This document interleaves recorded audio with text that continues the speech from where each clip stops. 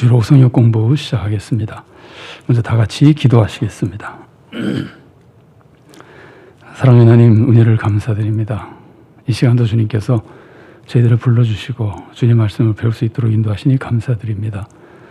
주님 말씀을 저희들이 주님으로부터 직접 배워야 될 터인데, 아버지 하나님, 주님께서는 직접 주시지 않으시고 인간의 언어를 통하여 우리들에게 말씀을 세우신 종을 통해 전하게 하시고, 성령님의 감동 속에 그 인간의 언어로 전해지는 말들이 하나님의 말씀으로 깨우쳐지고 우리를 인도하며 우리를 붙들어 주시고 또 우리들에게 힘을 주도록 역사하시오니, 이 시간도 주님께 모든 것을 맡깁니다.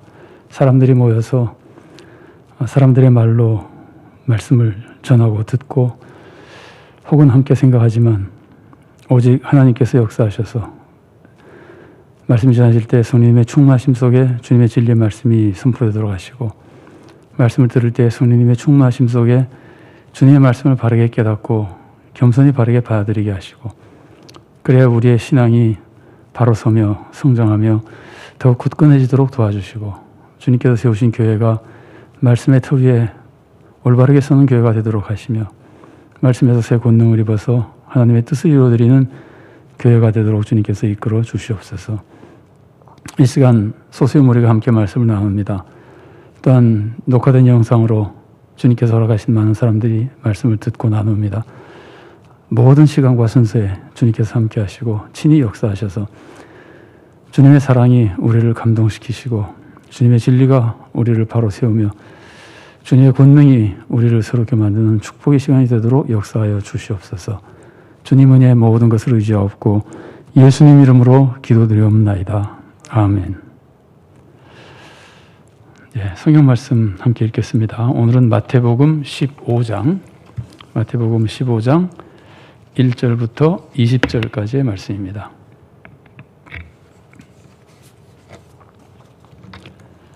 마태복음 15장 1절에서 20절까지입니다.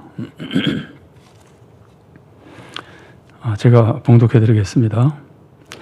그때에 바리새인과 서기관들이 예루살렘으로부터 예수께 나와 이르되, 당신의 제자들이 어찌하여 장로들의 전통을 범하나이까? 떡 먹을 때에 손을 씻지 아니하나이다. 대답하여 이르시되, 너희는 어찌하여 너희의 전통으로 하나님의 계명을 범하느냐?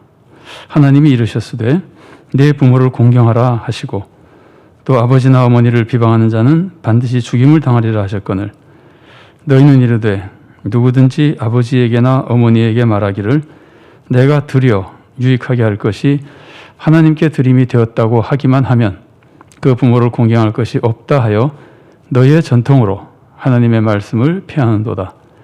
외식하는 자들아, 이사야가 너희에 관하여 잘 예언하였도다. 일렀으되 이 백성이 입술로는 나를 공경하되 마음은 내게서 멀도다. 사람의 계명으로 교훈을 삼아 가르치니 나를 헛되이 경배하는도다 하였느니라 하시고, 무리를 불러 이르시되 듣고 깨달으라.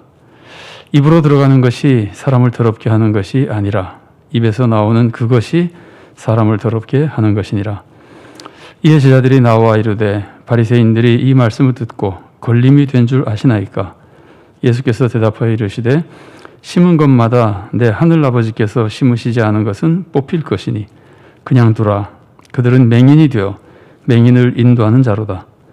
만일 맹인이 맹인을 인도하면 둘이 다 구덩이에 빠지리라 하시니, 베드로가 대답하여 이르되 이 비유를 우리에게 설명하여 주옵소서. 예수께서 이르시되 너희도 아직까지 깨달음이 없느냐?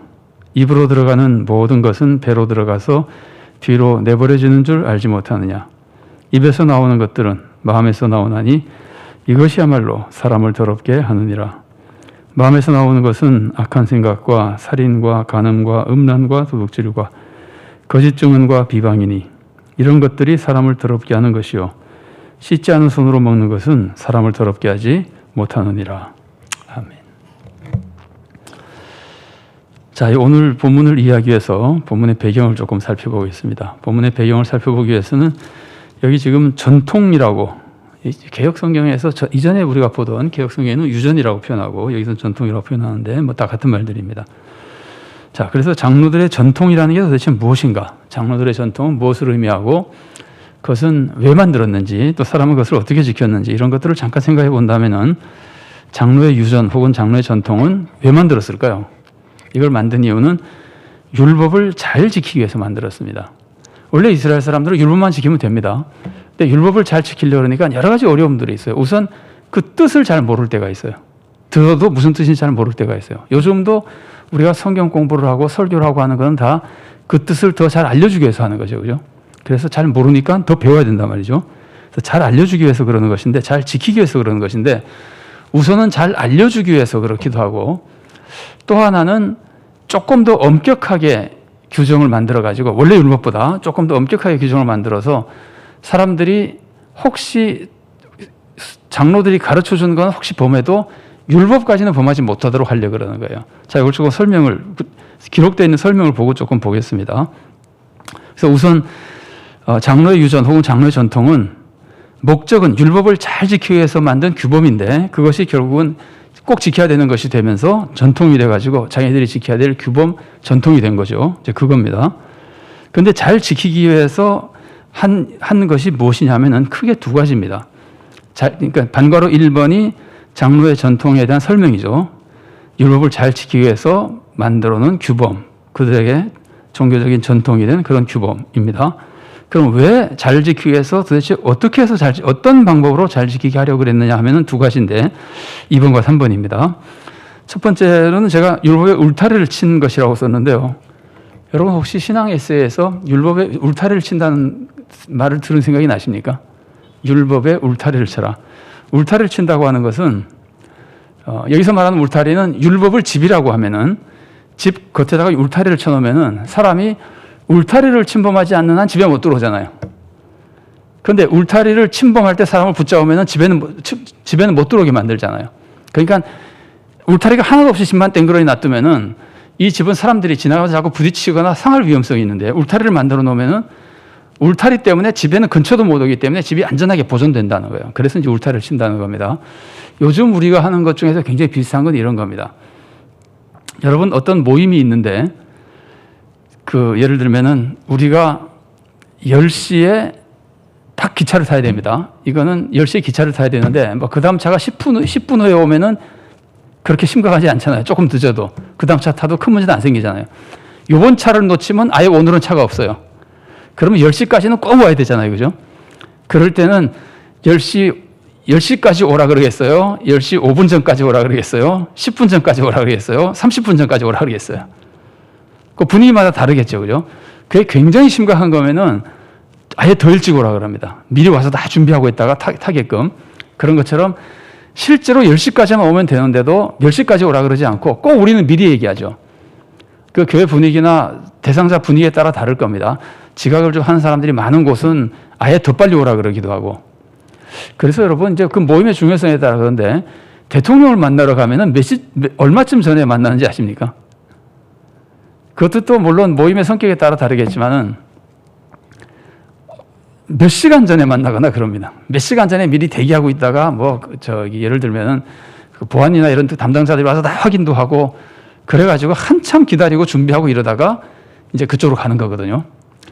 그러니까 이 만나는 사람의 대상에 따라서 굉장히 미리 준비하게 만드는데 이런 것들이 일종의 울타리를 치는 겁니다. 조금 더 실수가 없도록 하기 위해서 울타리를 치는 겁니다. 그것은 어겨도 예를 들면 10시 반까지 오라 그랬는데 9시 반까지 오라 그랬는데 9시 반까지는 보다도 35분쯤에는 올 거 아니에요. 늦어도. 그러면 10시에는 문제가 없잖아요. 그런 것처럼 율법을 잘 지키기 위해서 규범으로 울타리를 많이 만들어 놓으면은 그걸 다 지키려고 그러다 보면은 율법은 절대로 어기지 않게 되는 겁니다. 그걸 지키려고 노력하다 보면은 혹시 그거는 실수로 어겨도 율법까지는 안 어기게 되는 겁니다. 무슨 뜻인지 충분히 공감이 되시죠? 근데 이게 율법을 잘 지키기 위해서 만든 한 가지 목적입니다. 율법을 더 강화하는 겁니다. 울타리를 쳐놓는 겁니다. 자, 이건 좀 다른 예인데 율법의 한 가지 예, 율법과 유전에 대해서 오늘 얘기는 음식에 관한 거죠. 그죠? 왜 손 안 씻고 먹느냐 이 문제가 됐었는데 여기 음식에 관련된 것 중에 율법과 유전을 두 가지만 예를 제가 들어놨어요. 두 가지가 아니라 한 가지 분야에 대해서 율법과 유전에 대한 예를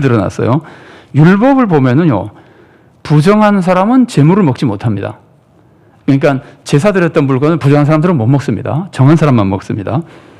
그 다음에 이제 그걸 어떤 성경에서는 성물이라고 표현하거든요. 성물을 먹지 못합니다. 거룩한 음식을 먹지 못합니다. 그러나 부정한 사람도 일반 고기는 먹을 수 있습니다. 자, 성경 구절을 제가 적어놨으니까 한번 보겠습니다. 거기 레위기 22장 6절과 7절 말씀 기록해 놓은 거 있죠. 자, 제가 읽어드리겠습니다. 곧 이런 것에 접촉된 자는 저녁까지 부정하니 그의 몸을 물로 씻지 아니하면 그 성물을 먹지 못할지며 해질 때야 정하리니 그 후에야 성물을 먹을 것이니라. 이는 자기의 음식이 됨이니라. 성물을 먹을 자격이 있는 사람도 부정한 것에 접촉하고 나면은 씻고 저녁이 될 때까지는 못 먹는다는 거예요. 정해졌다고 판정되기 전에는 못 먹는다는 거예요. 그러니까 성물은 못 먹는 거예요. 부정한 기간에는. 그런데 그 다음 걸 보세요. 신명기 12장 15절 말씀입니다. 그러나 네 하나님 여호와께서 내게 주신 복을 따라 각 성에서 내 마음에 원하는 대로 가축을 잡아 그 고기를 먹을 수 있나니 곧 정한 자나 부정한 자를 막론하고 노루나 사슴을 먹는 것 같이 먹으려니와. 이건 제한이 별로 없죠. 일반 음식에 대해서는 그냥 먹어도 된다 그러죠. 그죠? 그러니까 율법은 이렇게 보면은 율법은 부정한 사람들이 음식 먹는 거에 대해서 어느 정도 허용이 돼 있습니다. 그런데 전통을 만들 때는 부정한 사람들은 정결해진다면 먹으라고 굉장히 전통을 강하게 만들었단 말이죠. 자, 그래서 오늘 읽은 말씀도 그 바리새인들이 지금 제자들을 비난하는 것이 씻지 않고 먹는 것 때문에 그러잖아요. 제자들이 이 음식을 먹기 전에 부정한 것을 만졌는지 안 만졌는지 안 따지죠. 안 만졌으면 문제가 없잖아요. 아무 문제도. 그런데도 그것도 안 따지고 무조건 다 씻으라. 왜 그러냐면은 부지 중에 만질 수도 있다고요. 나는 전혀 아무런 문제 없이 정결한 줄만 알았는데 가만히 생각해보니까 아니면 딴 사람이 보기를 너 그거 만졌잖아. 뭐 이렇게 해서 자기는 전혀 몰랐는데 자기도 모르게 만진 것이 있어서 부정해질 수도 있다는 거예요. 자기는 부정하지 않다고 생각하지만 부정해질 수도 있고 정결의식을 지켜야 될 필요가 있을 때도 있으니까 먹을 때는 무조건 씻어라. 이렇게 전통을 더 강화시켜서 만드는 거예요. 그러면은 무조건 씻으면은 정한 사람이야 씻어도 문제가 없이 그냥 먹으면 되고 부정한 사람은 혹시 씻은 것 때문에 먹을 수 있는 허락을 받을 수도 있고 이런 거라는 거죠. 그러니까 정결한 다음에 먹도록 하기 위해서 이 씻으라고 하는 거를 굉장히 강화해서 만들어 준 겁니다. 자, 그래서 이게 이제 첫 번째 목표입니다. 울타리를 쳤다고 더 강화시킨 겁니다. 율법의 규정보다 더 엄격하게 하지 못하도록 만든 것이 장로들의 전통입니다. 자, 그 다음에 율법의 내용을 구체적으로 알려주기 위해서 그러는 겁니다. 아까도 제가 소개해드린 대로 몰라서 율법을 범하는 경우가 있잖아요. 그게 이제 가장 유명한 것이 우리들에게 잘 알려져 있는 것이 안식일을 지키는 거예요. 안식일은 일을 하지 말라 그러잖아요. 그런데 일을 하지 말라 그러면은 무엇이 일인지를 알아야 되잖아요. 그러면 요거는 일입니까 아닙니까? 라는 것을 사람들이 모르잖아요, 다. 일을 안 하는 건 틀림없는데 일을 안 해야 된다는 건 알겠는데 작은 집에 금방 갔다 와야 되는데 이것도 갔다 오는 것도 일인가? 가야 되나 말아야 되나? 그래서 이스라엘에서 공부하고 오신 분 말씀 들어보면은 그분 하여튼 전해주는 말씀이니까 제가 본 건 아니고 안식일 전에 전기불을 스위치를 켜놨으면은 안 내려야 된대요. 그 내리는 게 일이기 때문에 안 내려야 된대요. 꺼놨으면 안 켜야 되고 뭐 이런다 그래요. 하여튼 저는 전해 들은 얘기입니다만 그러니까 무엇이 일이냐를 다 사람들에게 알려줘서 정해줘야 되거든요. 아니 알려줘야 되거든요. 왜냐하면 몰라서 못하니까 이게 일입니까 아닙니까 다 고민하고 있으니까 지키기는 지켜야 되겠는데 몰라서 못 지키니까 그래서 전통을 통해서 알려주는 겁니다. 그러니까 우리로 하자면은 판례 비슷하게 되는 겁니다. 법이 있어도 그 법을 어떻게 적용해야 되느냐에 다양한 판례를 가지고 사람들이 그 법을 지키는데 이용하잖아요. 그것과 좀 비슷합니다. 그래서 예를 들면은 이제 대표적으로 안식일법인데 안식일에 일을 하지 말라 그랬으면은 도대체 무엇이 일인가? 일어났다 앉았다 하는 것도 일인가? 걸어가는 것도 일인가? 걸어가는 것은 그럼 어디까지 걸어가는 게 일인가?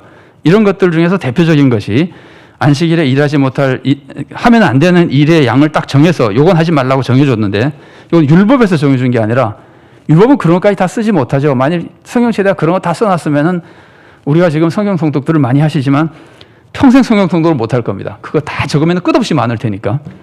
그래서 이제 장로들이 그걸 자꾸 가르쳐 주는 거예요. 그래가지고 규정을 만들어 놓는 거예요. 근데 그 중에 하나가 걸을 수 있는 거리, 안식일에 걸을 수 있는 거리는 2000규빗으로 정해져 있습니다. 한 규빗이 뭐냐면은 한 규빗은 보통 이제 손에서 뭐랄까 한 팔의 길이라고 그러기도 하고 거기다가 손바닥 하나를 더한 것이라고 하기도 하는데 보통 규빗은 그 팔꿈치에서 손가락 끝까지의 거리라고 해서 45cm 정도라고 보통 보고 왜냐하면 사실 사람마다의 길이가 다 다르니까 그 다음에 왕실 규빗이라고 하는 것은 거기다가 이 손바닥 넓이를 더해가지고 약 사전마다 조금씩 다르게 쓰여 있습니다만은 약 52cm 정도라고 보고 있습니다.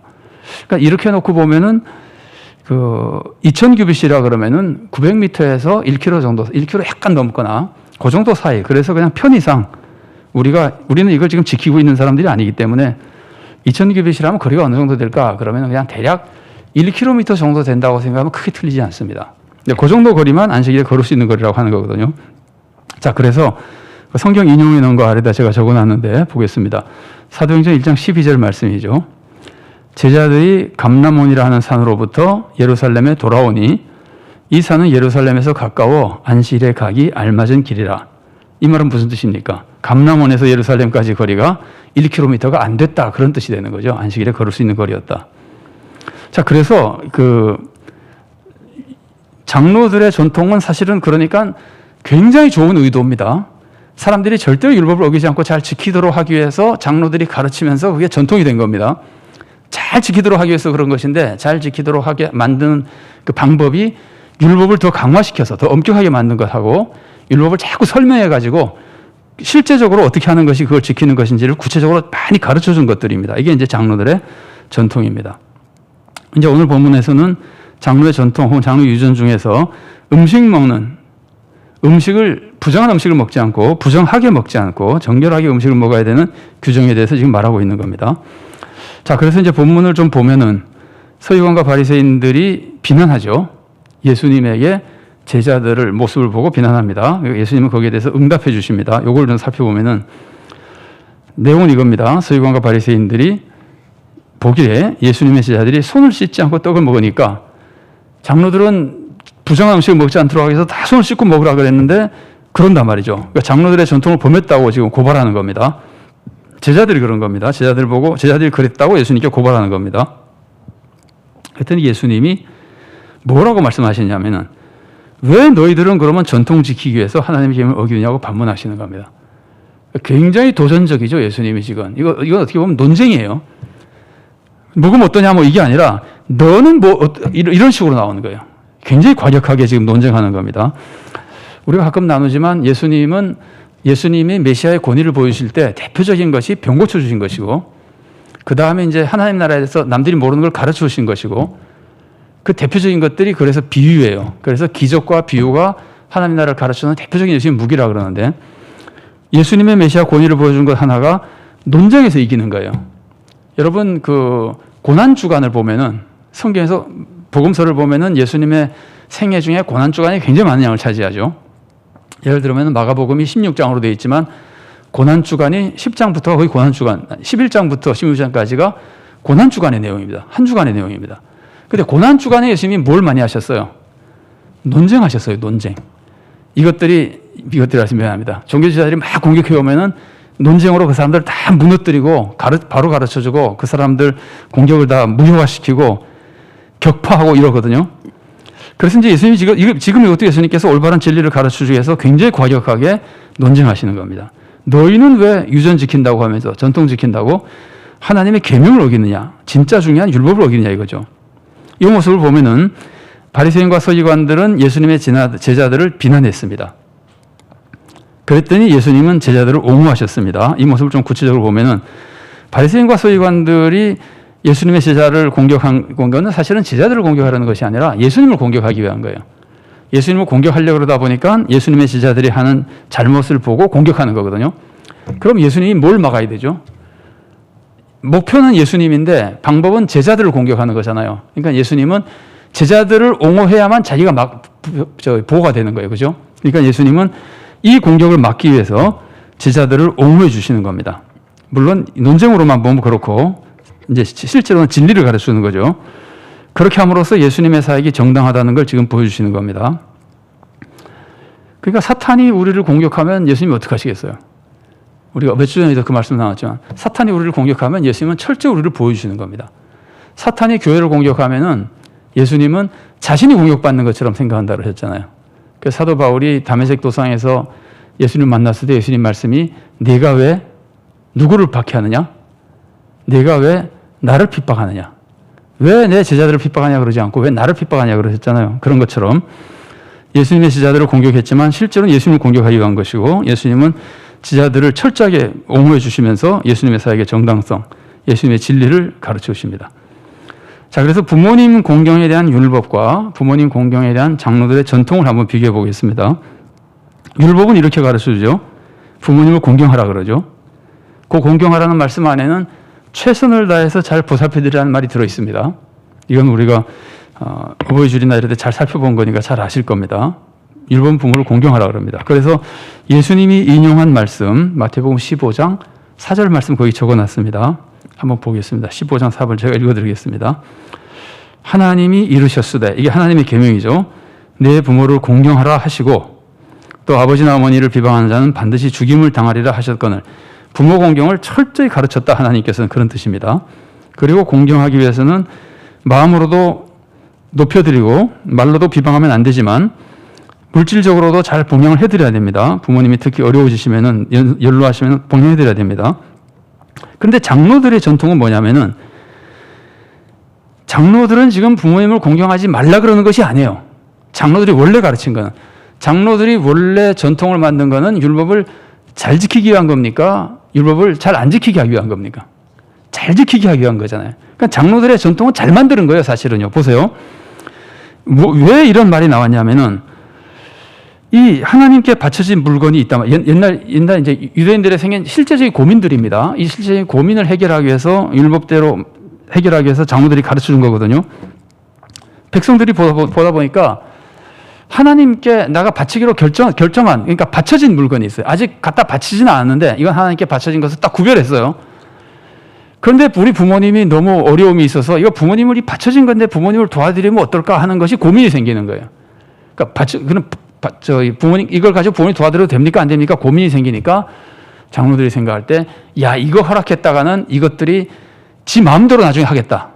이런 무슨 말인지 아시겠죠? 하나님께 바쳐진 물건을 사람들이 부모님 도와드려도 된다 그러면은 바치기로 거룩하게 서원하고 바치기로 해놓고는 조금만 어렵다고 또 갖다 쓰고 막 이렇게 될 위험성이 있단 말이죠. 그러니까 신앙이 더 흐트러질 것 같다는 말이에요. 그래서 장로들이 그건 안 된다. 하나님께 바친 거는 사람에게 쓰면 안 된다. 하나님께 바친 거는 철저히 하나님께 바친 것으로 구별해야 된다. 부모라고 하더라도 쓰지 마라. 이렇게 가르쳐 준 거예요. 이 정신이 잘못된 겁니까? 괜찮은 겁니까? 여러분 생각에 잘못된 겁니까? 정신은 괜찮은 정신이죠. 하나님 중심, 하나님 우선의 정신이 올바른 정신이에요. 근데 올바른 정신을 이렇게 가르쳤더니 자, 이제 그 내용을 조금만 더 정리해 보겠습니다. 자, 그래서 이제 전통을 만든 방법을 제가 읽어드리겠습니다. 기록된 거를. 유전이라고 제가 썼는데 부모님 봉양하는 것과 하나님 섬기는 것에 대한 관계를 정리해 준 겁니다. 유대인들의 고민입니다. 하나님께 바쳐진 거룩한 물건인데 이거를 부모님이 어려울 때 봉양해도 되느냐 그러니까 지도자들이 안 된다. 이거 하나님 우선으로만 살아야 된다. 하나님 항상 하나님을 최우선으로 해야 된다. 이건 제가 볼 때는 올바른 정신을 잘 가르쳐 준 거예요. 그런데 이 올바르게 가르치는 것을 사람들이 어떻게 이용했느냐 하면은 이제 악용하는 겁니다. 자, 마태복음 15장 5절과 6절 말씀에서 일부를 제가 인용해 놨는데 제가 읽어드리겠습니다.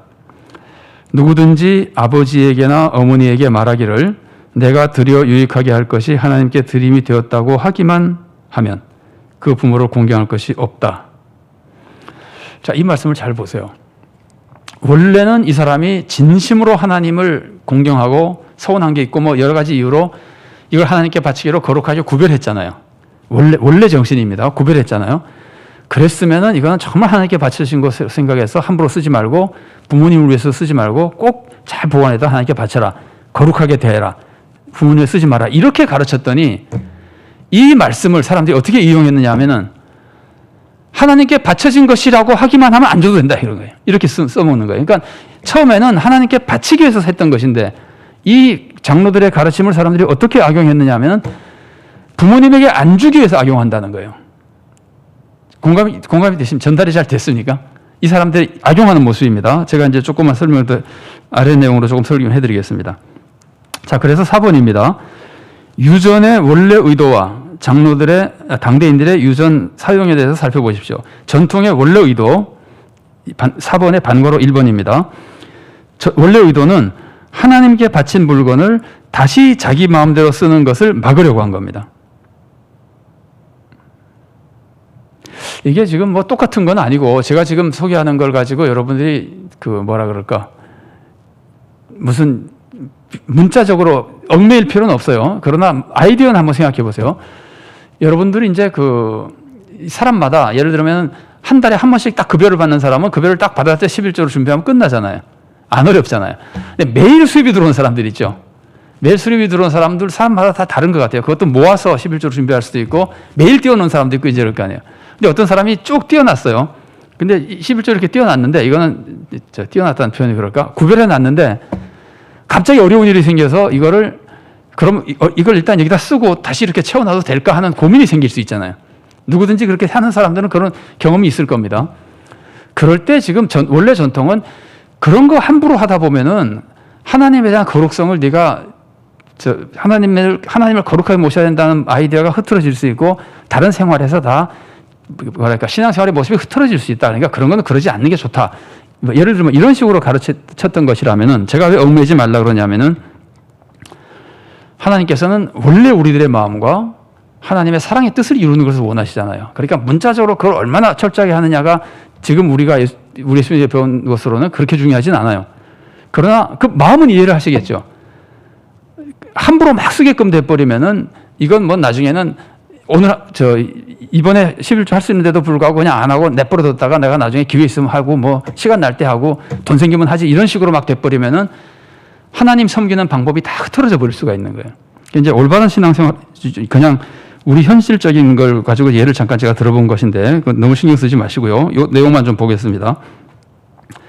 그래서 그걸 막기 위해서 원래 의도는 하나님께 바쳐진 것이라면 부모님에게도 쓰지 말아라. 사람들이 질문했을 때 그렇게 가르쳤단 말이죠. 그런데 이것이 결국은 이제 부모님 왜 써도 안 된다고 이렇게 질문한 거에 대해서 2번이 답변입니다. 쓰면 안 된다고 결론 내려서 가르쳐 준 겁니다. 제가 지금까지 설명해 드린 말씀입니다. 이거는 오직 올바른 신앙생활을 돕기 위한 전통이었습니다. 그런데 이것을 사람들이 나중에 후대 사람들이 악용할 때 남는 거는 기록만 남잖아요. 원래 의도를 다 잊어버리고 생각하지 않고 하나님께 바친 거는 부모님에게 안 드려도 된다라는 그 규정만 딱 남고 나니까 요거를 머리를 굴려서 잘 이용해가지고 부모님께 드리기 싫은 거는 하나님께 바쳐졌다고만 하면은 안 드려도 된다, 이렇게 돼버리는 거예요. 근데 이제 이런 고민이 여기서 조금 아마 의문이 생길 수 있습니다. 뭐냐면은, 그래도 하나님께 바쳤으면은 부모님께 안 바쳤다고 해도 뭐 나인데는 유익이 될 게 없지 않습니까? 라는 생각이 들 수 있어요. 자, 제가 천천히 말씀드리겠습니다. 이 부모님이잖아요. 내가 어떤 물건이 있는데 이걸 부모님께 드리고 싶지 않은데, 그럼 부모님께 드리고 싶지 않다는 건 내가 써야 되는 거 아니에요. 그런데 이걸 하나님께 바쳐줘 버리면 내가 못 쓰기는 마찬가지잖아요. 그런데 그게 아니에요. 이 사람들이 어떻게 해먹느냐 하면은, 하나님께 바쳐진 것으로 구별만 해놓고 바칠 때까지 자기가 쓰는 거예요. 예를 들어서 그냥 예를 들어 보겠습니다. 자동차가 있잖아요. 부모님, 내가 이 차를 부모님 드리면 좋을 것 같긴 한데 드리고 싶진 않고, 그러면은 내가 이거 나중에 하나님께 바치겠다고 바쳐진 거룩한 것으로 구별만 해놓는 거예요. 바치는 건 나중에 바치기로 하고. 그러니까 일종의 소원 비슷하게 이건 하나님께 바쳐진 겁니다. 그리고는 바칠 때까지 내가 쓰는 거예요. 그게 2년 지나든 3년 지나든 내가 쓰는 거예요, 그냥. 그리고 부모님께는 절대 안 줘도 돼요. 이거 하나님께 바쳐진 거니까. 설명이 좀 됐습니까? 부모님께 안 드려도 되는 거예요. 바쳐졌다는 말만 하면은, 바친 것으로 구별만 딱 해놓으면은, 그리고 바칠 때까지 내가 쓰는 거예요. 그러니까 아주 교묘하게 이걸 악용해가지고 부모님을 공경하지 않는데 전통을 이용한 거예요. 원래 전통은 부모님을 공경하라고 만들었는데, 단 부모님을 공경하되 하나님 우선으로 신앙생활을 하면서 공경하라고 그렇게 딱 정리를 해줬더니 후대 사람들이 이렇게 악용하는 거예요. 그걸 예수님께서 지금 꾸짖으시는 겁니다. 그 설명이 지금 작은 글자로 되어 있는데 제가 한번 읽어드리겠습니다. 하나님께 바쳐진 것으로 구별하면 바칠 때까지는 내가 사용합니다. 그리고 그것을 부모님께 절대로 드리지 않습니다. 드리면 안 되는 것으로 되어 있기 때문에. 그리고 계속 자기가 사용하는 거예요. 이제 악랄한 사람은 정말 죽을 때까지 사용할 수도 있는 거예요. 그렇게 인간의 욕심을 부리는 것으로 전통을 오용해서, 그러니까 예수님 시대에는 이렇게 오용하는 사람들이 많아지고 종교 지도자들도 그런 거를 막 묵인하고 이렇게 나가니까 예수님께서 분노하셔서 말씀하시는 거죠. 어떻게 하나님의 뜻을 어기는 사람들이 전통 운운할 수 있느냐, 이제 이런 식으로 이제 말씀하시는 겁니다. 자, 그러면서 이제 음식 문제가 질문이, 첫 번째는 율법과 전통과의 관계입니다. 자, 그건 넘어가고 이제 이 사람들이 실제로 어겼다고 말하는 거의 문제가 음식을 먹는 거였습니다. 씻지 않은 손으로 음식을 먹은 것이 왜 문제가 되느냐, 혹은 왜 문제가 안 되느냐 하는 겁니다. 자, 그래서 이제 5번 제가 읽어드리겠습니다.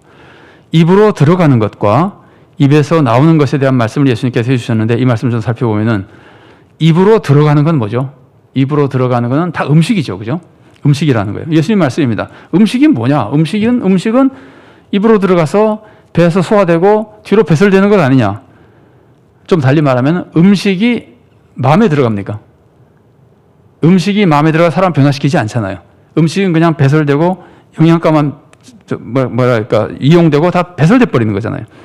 그래서 음식은 인격에 영향을 미치지 못하는 것이다. 그래서 입으로 들어가는 것, 달리 말하면 음식을 무엇을 먹고 뒤에 먹느냐 하는 것은 사람을 더럽히지 않는다는 거예요. 자, 근데 여기서 보충을 조금만 제가 적어놨습니다. 일부러. 양고로 1번을 보시면은 음식 먹는 것 자체는 사람을 더럽히지 못합니다. 예수님 말씀의 의미입니다. 그런데 이 말씀을 또 우리가 문자적으로만 해석해가지고 제가 말씀드린 거 한번 잘 들어보세요. 아까 유대인들이 장로들이 율법을 잘 지키도록 만드는 전통을 자기 편리한 대로 바꿔서 써가지고 율법을 오히려 어겼잖아요. 그럼 예수님 말씀하신 거 들어보세요. 음식은 사람을 더럽히지 못한다. 그러니까 무슨 음식을 먹어도 되는 거 아니에요. 그렇죠? 무슨 음식을 먹어도 된다는 요거를 문자적으로 딱 받아들여서 악용하면 어떻게 될까요?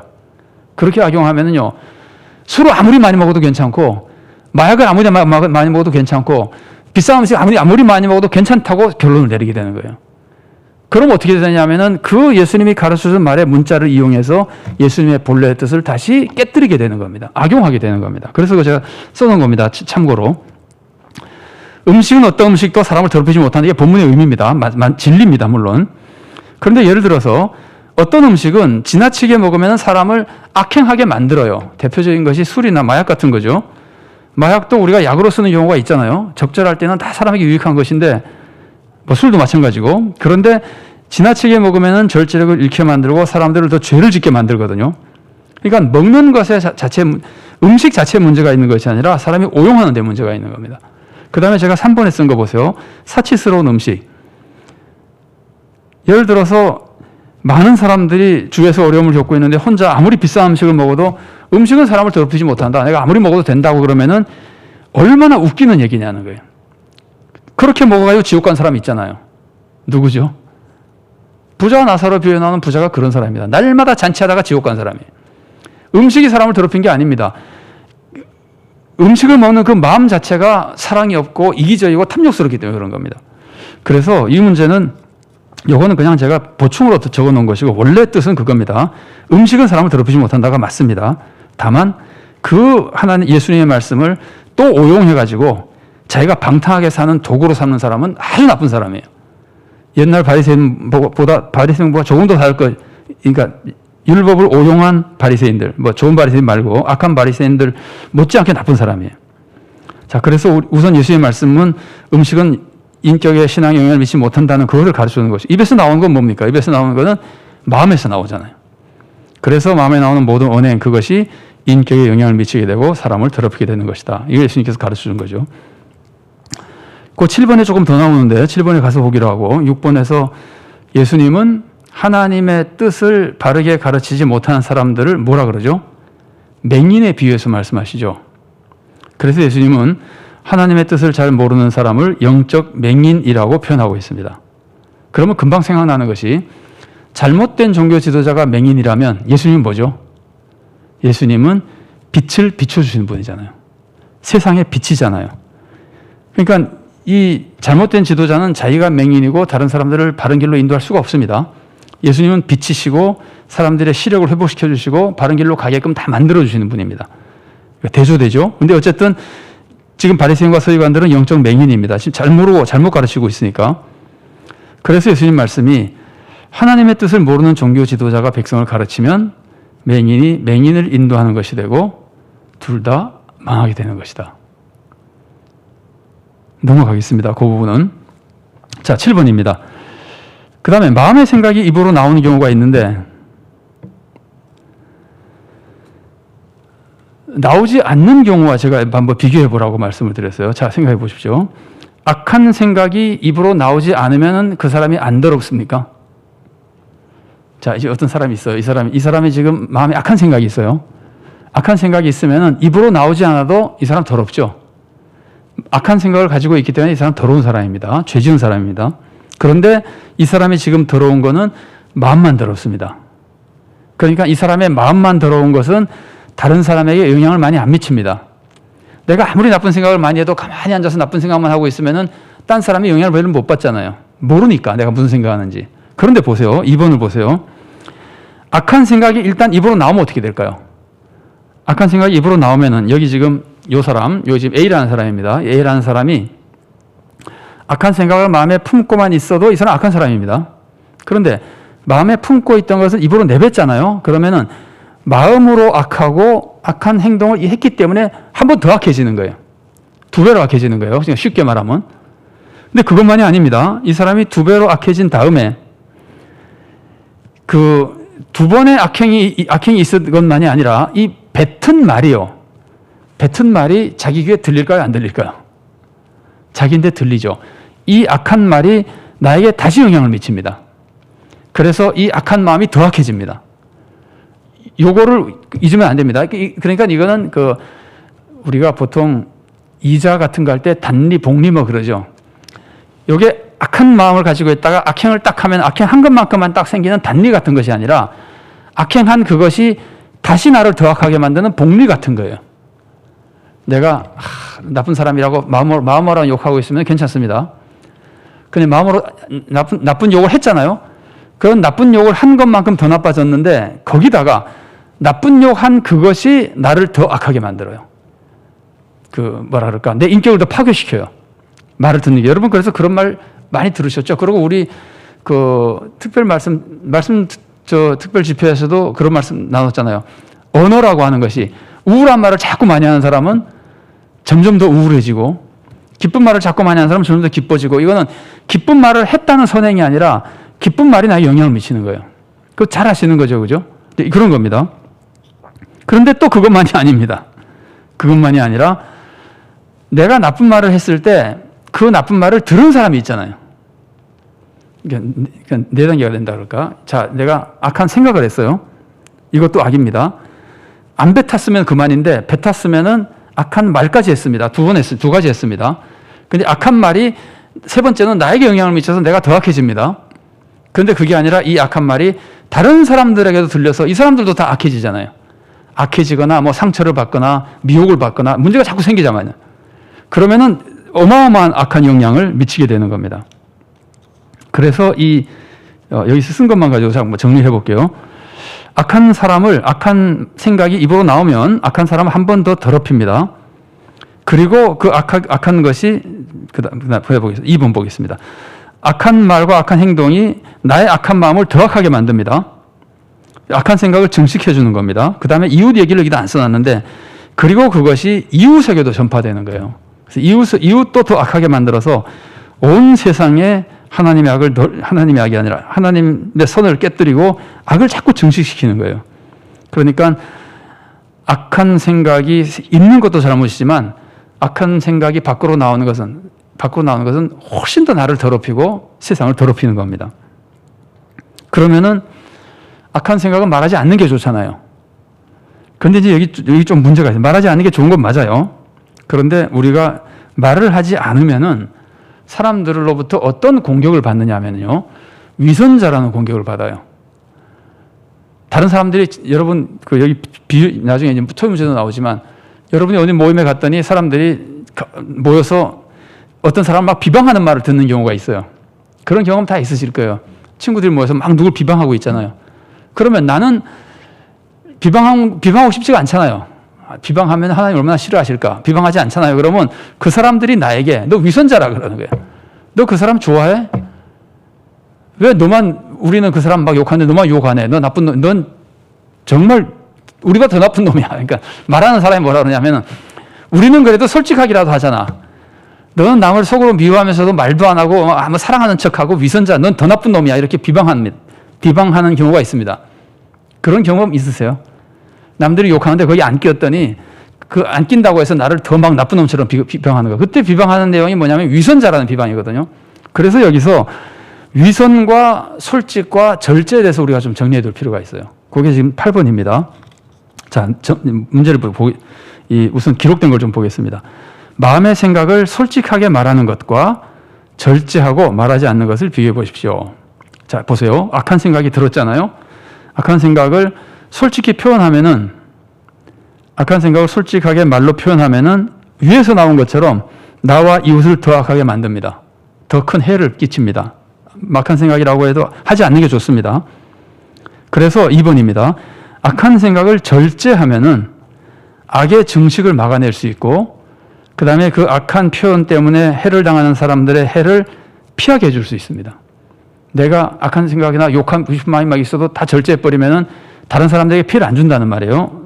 사회나 교회를 더 악하게 만들지 않습니다. 굉장히 좋은 겁니다. 그런데 이제 위선이라고 욕을 먹을 때 위선이 되지 않게 할 필요가 있습니다. 위선이라고 하는 건 뭐냐면요. 표리부동한 거잖아요. 위선이라고 하는 거는 악하면서 선한 척 하는 거. 이게 위선이잖아요. 그래서 내가 악한 생각이 있는데 나는 전혀 악한 생각이 없는 척 하는 게 위선입니다. 악한 생각이 있는데 말하지 않는 게 위선이 아니고, 악한 생각을 말로 표현하지 않는 게 위선이 아니고, 악하면서 악하지 않은 척 하는 게 위선이에요. 경건한 척 하는 거. 자기는 뭐 거룩한 척 하는 거. 이럴 때는 이건 위선이니까 이건 위선하면 안 돼요. 그러니까 항상 나의 솔직한 모습을 뭐라 그럴까요? 스스로가 우선 갖추고 있어야 됩니다. 솔직한 마음. 나는 절대로 선한 척 하려는 것이 아니라 내 있는 모습 그대로를 나는 늘 항상 알고 있다. 그렇다고 해서 다 표현할 필요는 없어요. 다만 알고 있는 이것을 가지고 알고 있고 인정하고 있으나 절제하는 거예요. 남을 위해서. 하나님의 영광을 위해서 절제하는 거예요. 그래서 솔직하면서도 절제하는 것, 이 두 가지가 다 필요한 겁니다. 그래서 솔직하다고 하는 것은 위선을 버리고 나는 거룩한 척 하는 것이 아니라 나도 똑같이 부족하다는 것을 내 마음으로 인정하고 있는 겁니다.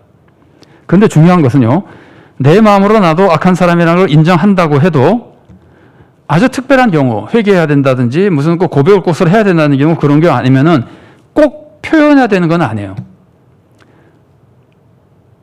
이게 공감이 되십니까?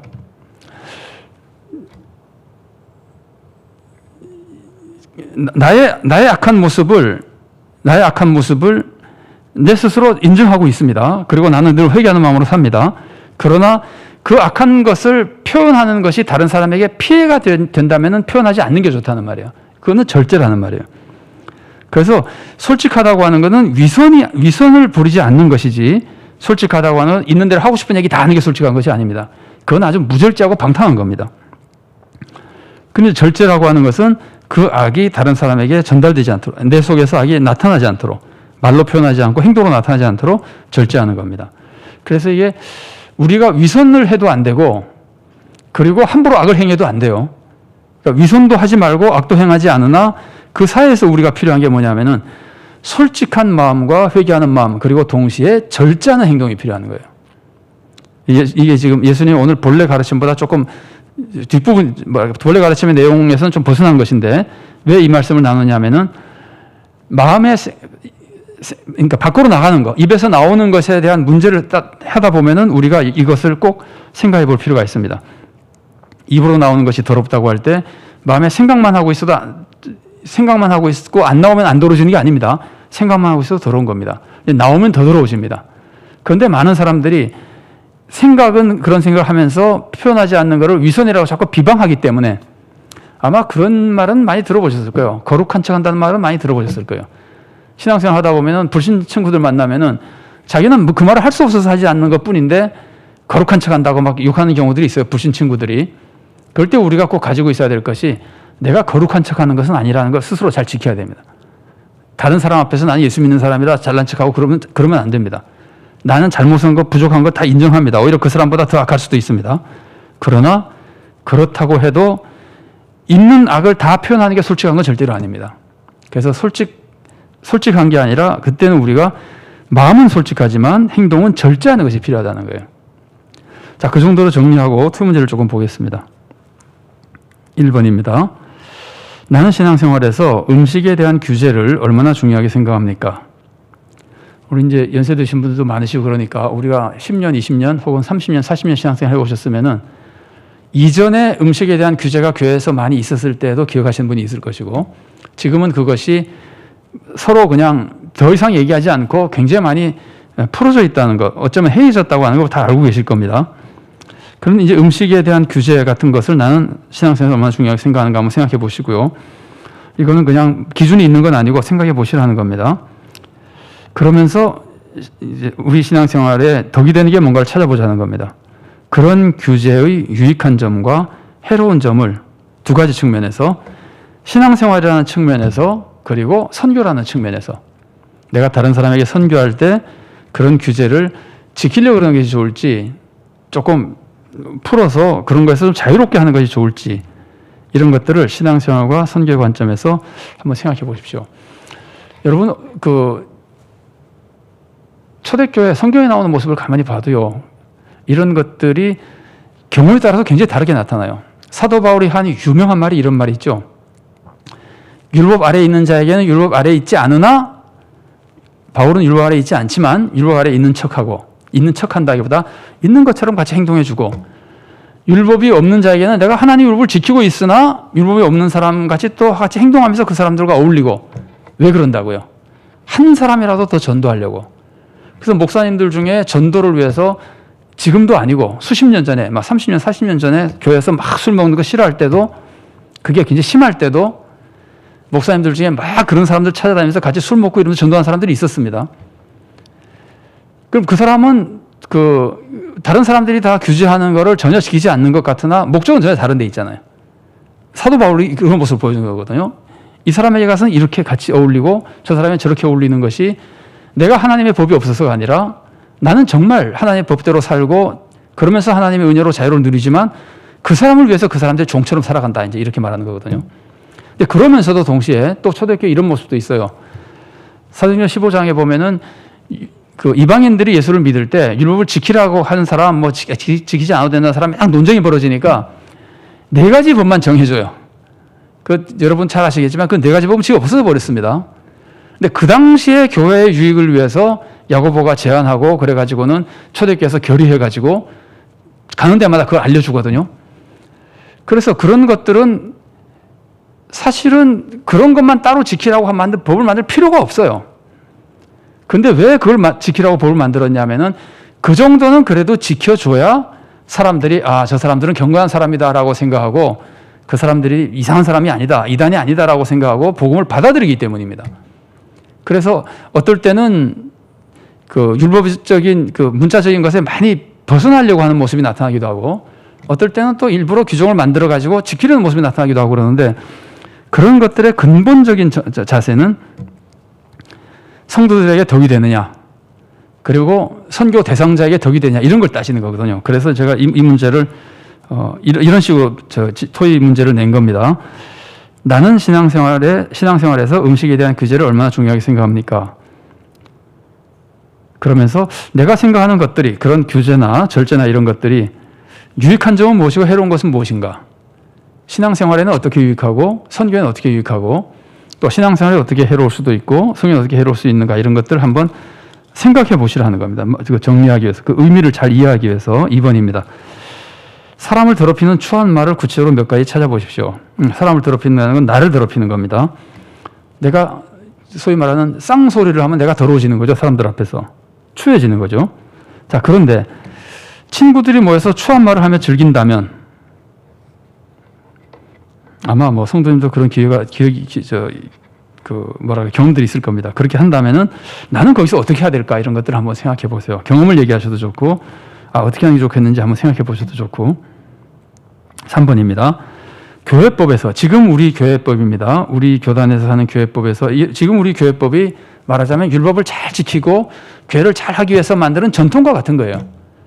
절대적인 것이 아니라 하나님 뜻대로 잘 살려고 율법을 잘 정리한 아니면 잘 지키도록 만든 전통과 같은 것인데 이 전통과 같은 것이 본래의 뜻을 어기고 오히려 오용될 수도 있어요, 사실은요. 그리고 시대가 흐르면은 또 바뀌어야 될 필요가 있는 것도 있고 법이라는 건 늘 개정되잖아요.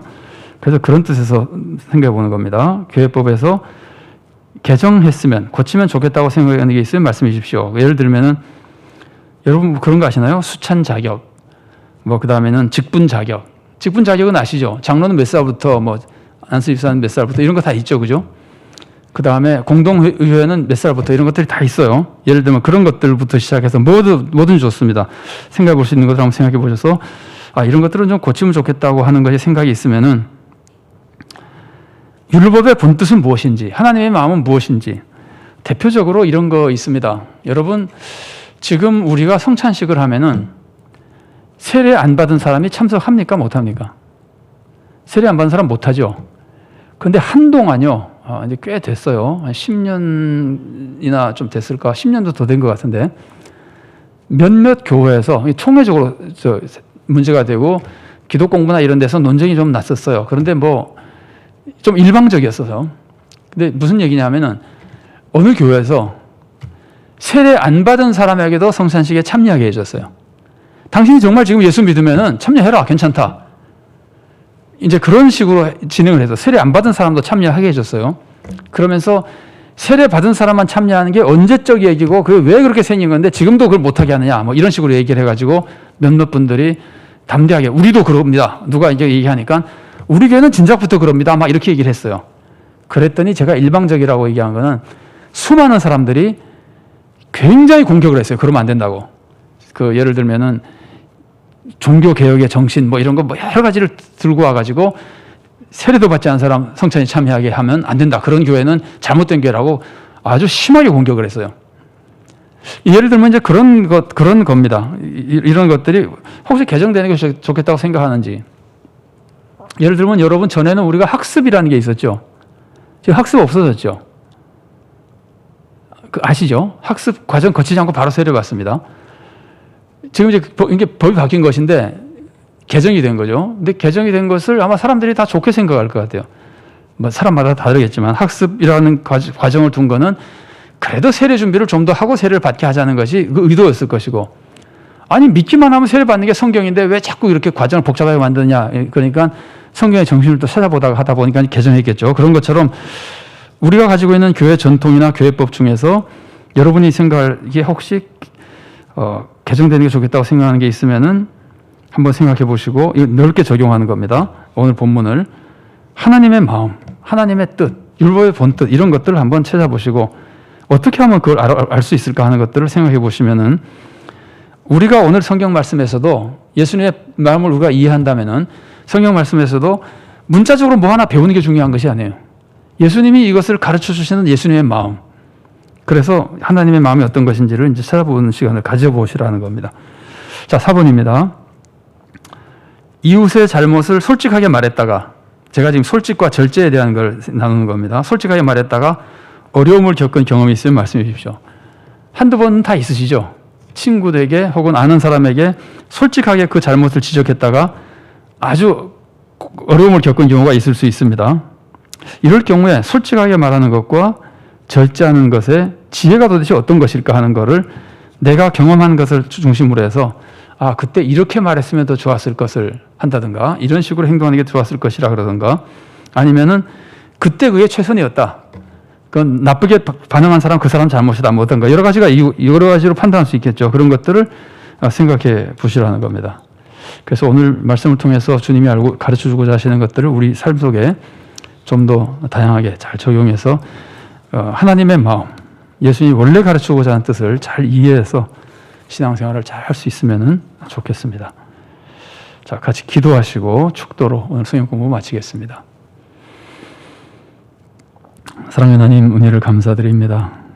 저희들에게 주님의 말씀을 주시고 말씀을 통해 올바른 신앙생활을 할 수 있도록 길을 열어주시니 감사드립니다. 그러나 참 저희들은 너무나 부족해서 말씀을 들어도 말씀대로 살지 못할 뿐 아니라 말씀을 들어도 그 말씀대로 사는 게 무엇인지를 몰라서 말씀대로 살지 못할 때도 많이 있습니다.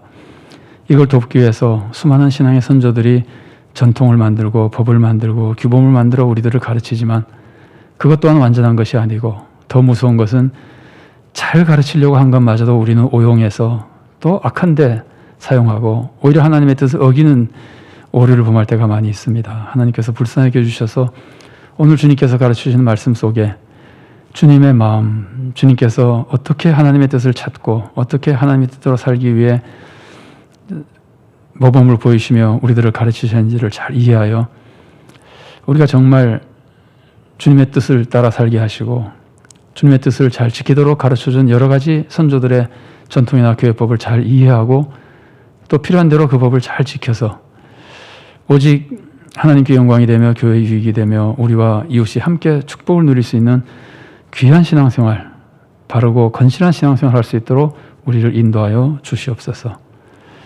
우리 교회가 주님의 마음을 품고 주님의 말씀에 바로 서서 이웃과 세상과 또 교회에 해를 끼치지 아니하고 유익과 축복을 이루어가는 교회가 되도록 사랑으로 인도하여 주시옵소서. 주님 은혜의 모든 것을 의지하옵고 예수님 이름으로 기도드리옵나이다. 아멘. 주 예수 그리스도의 은혜와 하나님의 사랑과 성령의 교통하심이 주님의 진리의 말씀을 통해 주님의 마음을 바로 알고 올바른 신앙이 무엇인지를 바로 깨닫고 주님으로부터 힘을 얻어 바르게 신앙생활하며 하나님께 영광을 돌리고 자신도 구원을 얻으며 교회에 덕을 끼치고 세상에도 구원의 역사를 크게 이루기를 사모하는 사랑하는 주님의 귀한 모든 자녀들을 머리 위에 그들의 가정과 하는 모든 사역과 생업 위에 주님께서 세우신 서울선정연 교회 위에 그리고 한국 교회와 이 나라의 민족 위에 지금부터 영원까지 함께 계시기를 간절히 축원하옵나이다. 아멘.